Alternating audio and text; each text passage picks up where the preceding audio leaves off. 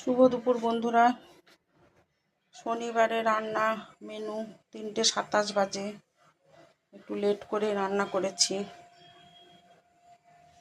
দাঁড়াও, প্রথমে কি করলাম দেখো। এই যে ফ্রাইড রাইস করেছি, ফ্রাইড রাইসের সঙ্গে বেগুন ভাজা, আর এই যে দেখো আলুর দম বানিয়েছি, হয়ে গেছে। কড়াইশুঁটি টমেটো দিয়ে নতুন আলুর দম, একটু ঘি রোস্টেড মশলা দিয়ে,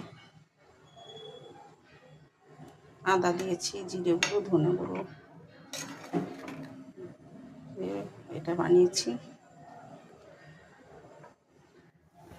তারপরে এই যে চাটনি খেলেই দেখো এখনো ভাজা তেলগুলো হয়নি।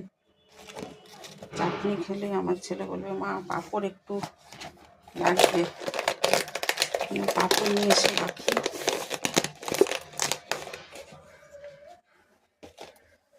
চাটনি পরে এই যে ওটা পাঁপড়, আর এই যে চাটনি, ভুলভাল হয়ে যাচ্ছে আর কি। টমেটোর চাটনি, আমি আমের চাটনি বেশি করি, আজকে টমেটোর চাটনি করেছি।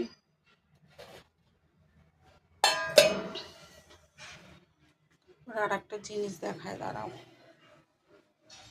মানুষ তো সঙ্গে কিছু নিয়ে যায় না, তার ব্যবহারটা, ভালোবাসাটাই মানুষের সব কিছু নিয়ে যায়। টাকা পয়সা কিছুই যাবে না সঙ্গে। কেন বললাম কথাটা বলছি। দেখো আমার সুজাতা,